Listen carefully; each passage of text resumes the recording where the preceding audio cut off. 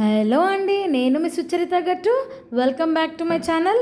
మరి ఈరోజు హాలిడే కదండి, ఏదైనా యమ్మీ యమ్మీ డెజర్ట్ తినాలనిపిస్తుంది కదా అందరికీ. సో వెంటనే మనం లేట్ చేయకుండా ఇవాళ బక్రీద్ స్పెషల్ కద్దు కీర్ ఇంట్లోనే అవైలబుల్గా ఉండే సింపుల్ ఇంగ్రీడియంట్స్తో ఎలా చేయాలో చూసేద్దామా. So let's get started. ముందుగా కద్దు కీర్కి కావాల్సిన ఇంగ్రీడియంట్స్ ఏంటంటే, ఇక్కడ నేను అరౌండ్ 750 ml టోన్డ్ మిల్క్ తీసుకున్నానండి టేస్ట్ బాగుండడానికి. సో ఇక్కడ నేను అరౌండ్ హాఫ్ సొరకాయ, లేత సొరకాయ తీసుకొని ఇలా చెక్కు తీసుకొని తురిమి పెట్టుకున్నాను.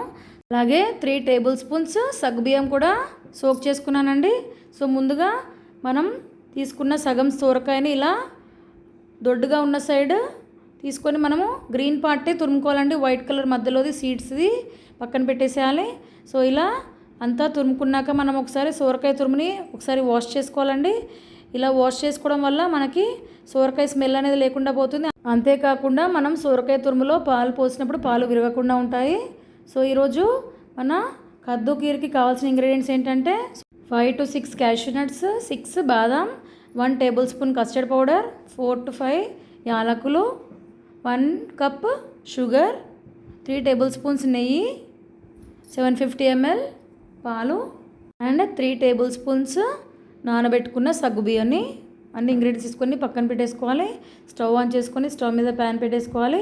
ప్యాన్ హీట్ అయ్యేలోపు మనం తీసుకున్న క్యాషు, బాదాం, యాలకులని ఇలా కోర్స్గా గ్రైండ్ చేసి పౌడర్ పక్కన పెట్టుకోవాలండి.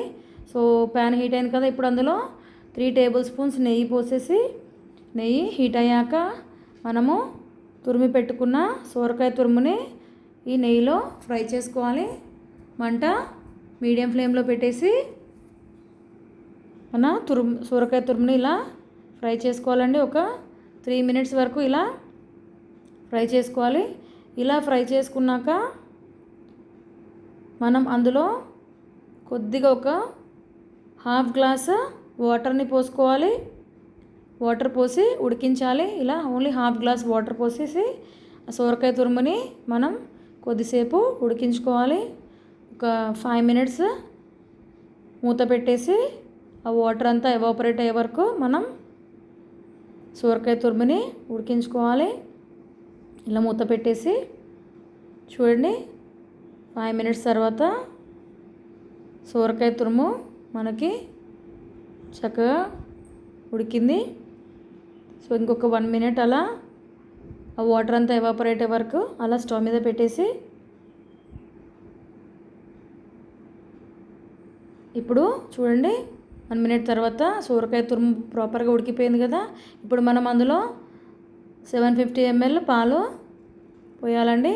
సో ఇలా పాలు పోసాక ఒకసారి ఇలా ఇప్పటి నుంచి మంట మనకు మీడియం ఫ్లేమ్లోనే ఉండాలండి. ఇలా మిక్స్ చేసుకోవాలి. ఇలా కొద్దిగా దగ్గరకు వచ్చాక మనం 3 టేబుల్ స్పూన్స్ సగ్గుబియ్యం నానబెట్టుకున్నాం కదా, అవి కూడా అందులో వేసేసి ఇలా మిక్చర్ అంతా లో ఫ్లేమ్లోనే ఒక 10 minutes వరకు ఉడికించుకోవాలి.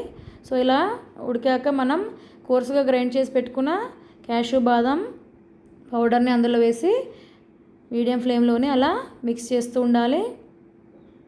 సో ఇప్పుడు మనం చెక్ చేసుకుందాము. చూడండి, సగ్గుబియ్యము చక్కగా ఉడికింది కదా. సో ఇలా మంట చూడండి మంచిగా చిక్కగా అవ్వడం స్టార్ట్ అయింది కదా. ఇప్పుడు అందులో మనం 1 కప్ షుగర్ని వేసుకోవాలి. సో ఇంకా స్వీట్నెస్ ఎక్కువ కావాలనుకున్న వాళ్ళు ఇంకొద్దిగా ఎక్కువ వేసుకోవచ్చు.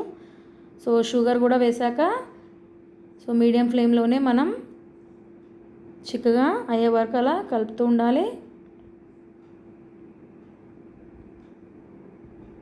ఇప్పుడు మనం తీసుకున్నాం కదండి 1 టేబుల్ స్పూన్ కస్టర్డ్ పౌడర్ తీసుకున్నాం కదా, పాలలో కలిపేసి ఇందులో ఆ మిక్స్చర్లో పోయాలి. సో మంట మీడియం ఫ్లేమ్లోనే ఉంచి ఇలా మిక్స్ చేస్తూనే ఉండాలి. చూడండి, మనకి పర్ఫెక్ట్గా థిక్ కన్సిస్టెన్సీతో ఎలాంటి other ingredients like condensed milk, khoa, food colour ఏమీ యూజ్ చేయకుండా మనం ఇంట్లోనే కద్దు కీర్ ఎలా చేయాలో నేర్చేసుకున్నారు కదా. సో ఈ రెసిపీ మీకు నచ్చింది అనుకుంటాను. నచ్చితే డెఫినెట్గా లైక్ చేయండి. మీరు కూడా ట్రై చేసి ఎలా వచ్చిందో కామెంట్ పెట్టండి. సో మ్యారేజెస్లో పెట్టే కద్దు కీర్ స్టైల్ ఇదే అండి. సో డెఫినెట్గా మీరు కూడా ట్రై చేసి ఫ్యామిలీతో ఎంజాయ్ చేయండి.